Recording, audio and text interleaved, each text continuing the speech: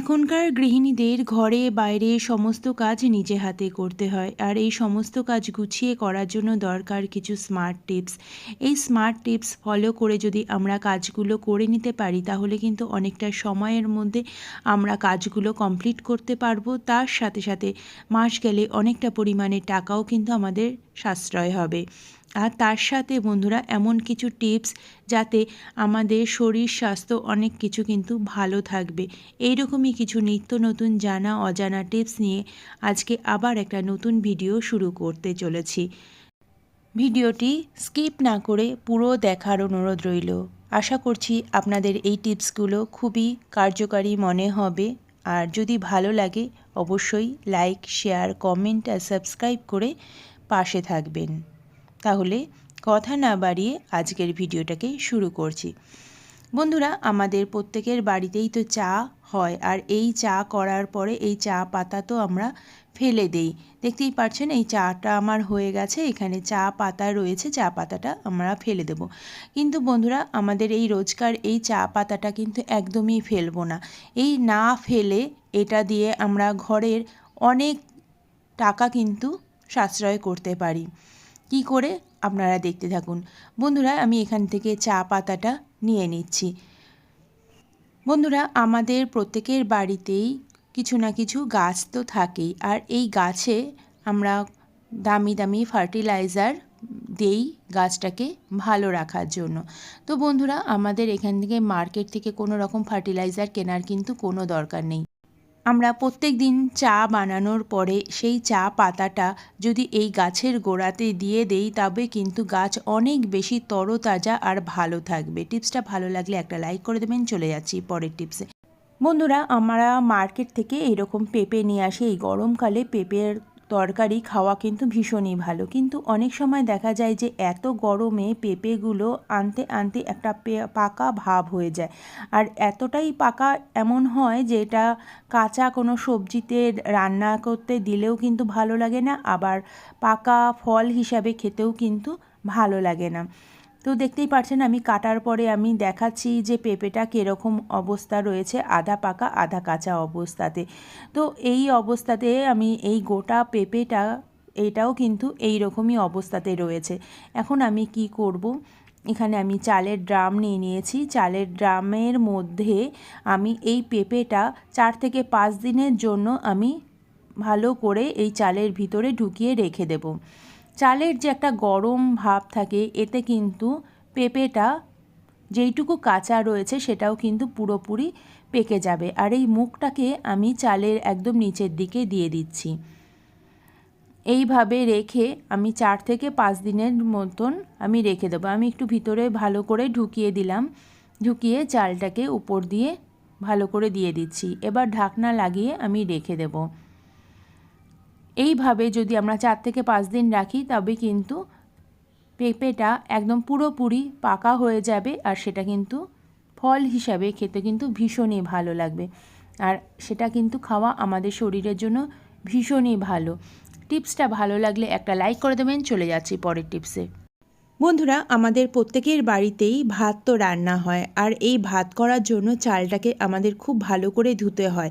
এই চালের উপরে আমরা এমন কিছু কেমিক্যাল থাকে, আমরা যতবারই এই চাল ধুই না কেন চালের উপরে যে কেমিক্যালটা একটা লেয়ার সেটা কিন্তু কোনোভাবেই ওঠে না, আর দীর্ঘদিন সেই কেমিক্যাল যদি আমাদের শরীরে যায় তবে কিন্তু আমাদের শরীরের জন্য ভীষণই খারাপ।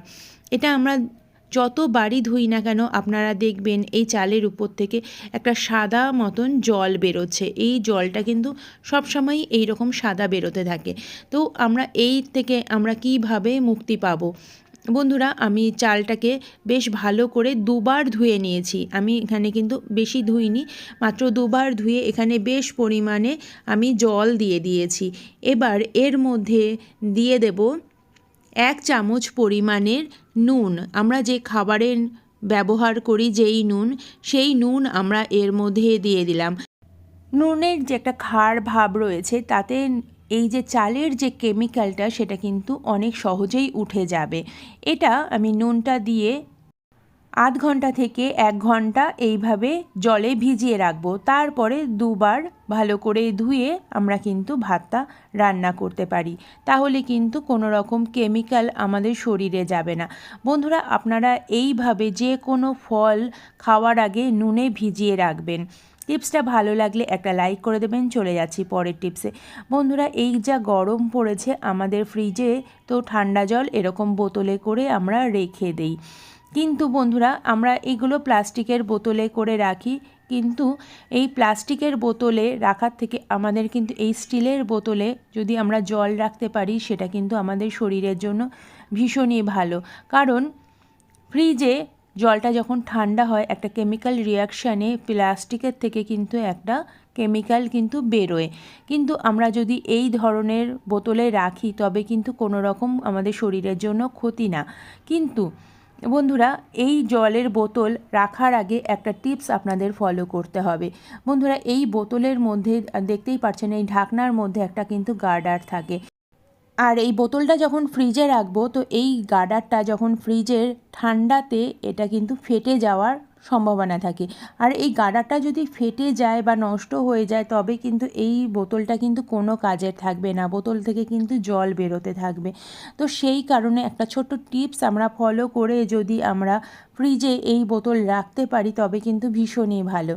দেখুন বন্ধুরা, আমি এখানে একটা ছোট রুমাল নিয়ে নিয়েছি, বা আপনারা যে কোনো কাপড় নিতে পারেন। আমি এখানে একটা ছোট রুমাল নিয়ে নিয়েছি, রুমালটাকে এইভাবে ভাঁজ করে নিলাম।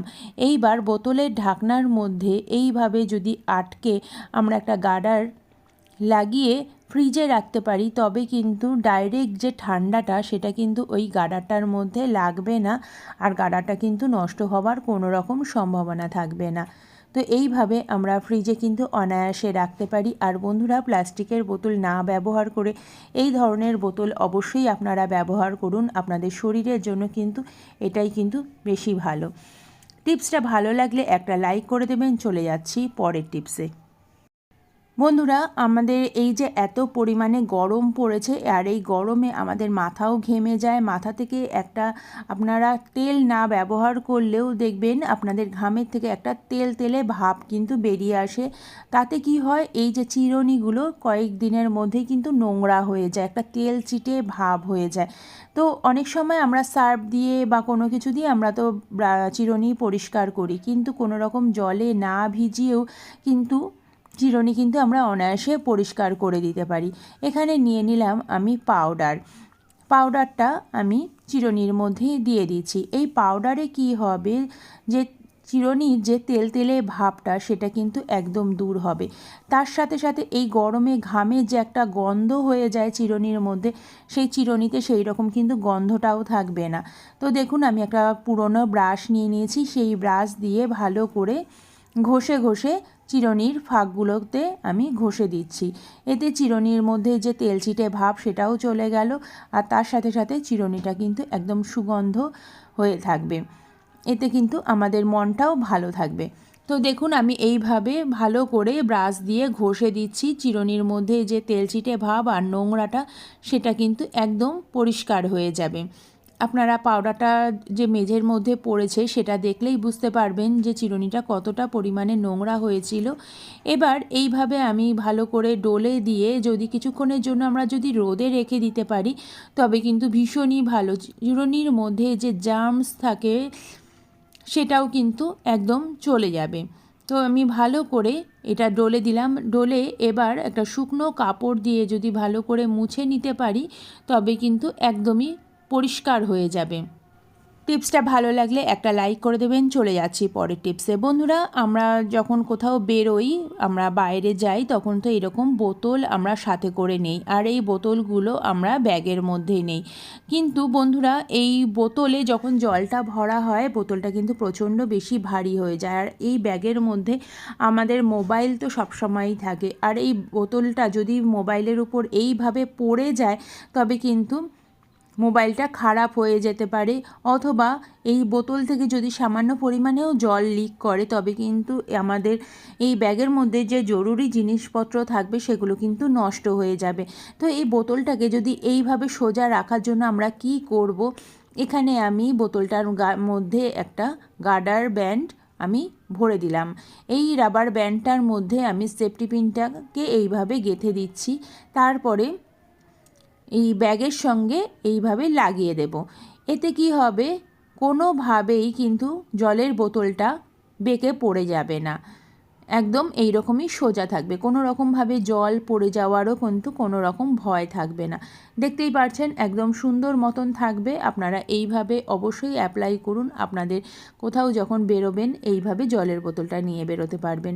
টিপসটা ভালো লাগলে একটা লাইক করে দেবেন। চলে যাচ্ছি পরের টিপসে। বন্ধুরা, এই রকম আমরা তো ঝাড়ু ব্যবহার করি, ফুল ঝাড়ু যখন আমরা ব্যবহার করি অনেক সময় দেখা যায় যে ঝাড়ার সময় কোনো রকম মিষ্টি জাতীয় কোনো জিনিস ঝাড়া হয়ে গেছে, সেখানে কিন্তু ঝাড়ুর মধ্যে পিঁপড়ে হয়ে যায়। আর এই পিঁপড়েটা দূর করার জন্য আমাদের এই ঝাড়ুটাকে ধুতে হয়। কিন্তু এই ফুল ঝাড়ু ধুলে কিন্তু শুকোতেও কিন্তু অনেকটা সময় লাগে, আতে কিন্তু এই ব্রাশটাও কিন্তু নষ্ট হয়ে যায়। তো আমরা না ধুয়ে এই পিঁপড়ে দূর করব কি করে? বন্ধুরা, আমি যদি এই ঝাড়ুর মধ্যে মাঝে মধ্যে আপনারা একটু হলুদ দিয়ে একটু ঝেড়ে নেবেন, দেখবেন যে হলুদের যে গন্ধে এর মধ্যে কোনো রকম পিঁপড়ে পোকামাকড় কিছুই হবে না। তো আমি এখানে যে আমাদের খাওয়ার যে হলুদ থাকে সেই হলুদ আমি কিছুটা দিয়ে দিলাম। দিয়ে এটাকে খুব ভালো করে দেখুন এইভাবে আমি ঘুরিয়ে ঘুরিয়ে লাগিয়ে নিচ্ছি। এতে কি হবে, যে হলুদের গন্ধে কোনো রকম পিঁপড়ে বা পোকামাকড় এর মধ্যে থাকবে না। আমাদের ঘর পরিষ্কার করতেও কিন্তু অনেক সুবিধে হবে। আর বন্ধুরা, হলুদ আমাদের জার্মস ক্লিন করতে কিন্তু সাহায্য করে। তো ঝাঁটার মধ্যে যদি যেইটুকু জার্মস থাকবে সেটাও কিন্তু একদম দূর হয়ে যাবে। আর এই ঝাড়ু দিয়ে যখন আমরা ঘর পরিষ্কার করব, তার সাথে কিন্তু একটা সুন্দর হলুদের একটা যে গন্ধ সেটাও কিন্তু থাকবে। বন্ধুরা, টিপসগুলো যদি ভালো লাগে লাইক, শেয়ার, কমেন্ট আর সাবস্ক্রাইব করে পাশে থাকবেন। আজকের মতন ভিডিওটাকে এখানেই শেষ করছি। টাটা।